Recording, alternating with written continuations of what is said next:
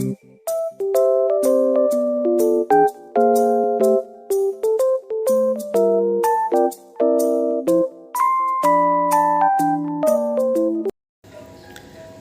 konsumen adalah suatu aktivitas ketika seseorang melakukan proses keputusan pembelian produk demi memenuhi kebutuhan keinginan.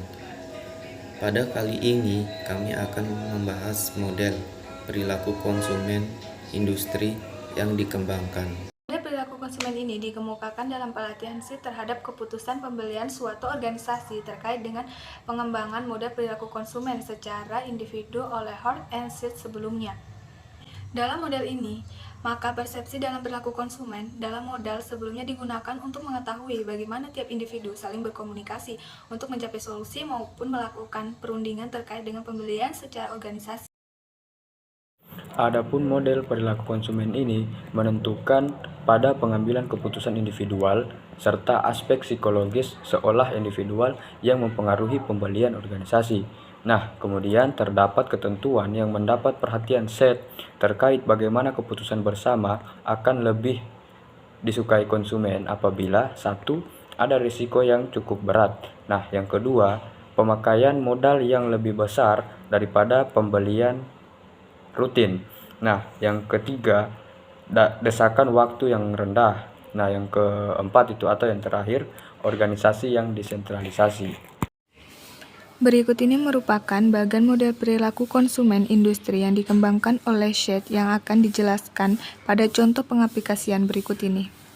Adapun contoh pengaplikasiannya, yaitu sebuah perusahaan, misalnya saja kedai roti, membutuhkan penentuan jenis gandum untuk menunjang jalannya bisnis, sehingga karyawan bagian manajemen produksi bertanggung jawab terhadap mencari dengan efektif informasi berbagai macam jenis gandum atau active search, dengan memiliki persepsi masing-masing individu atau perceptual distortion yang terkait dari latar belakang karyawan tersebut, seperti keputusan pembelian sebelumnya, pola kehidupan, pengalaman, dan lainnya, atau background individuals, akan menghasilkan kumpulan hasil informasi mengenai berbagai macam jenis gandum yang dapat dipertimbangkan untuk dilakukan pembelian atau informasi search.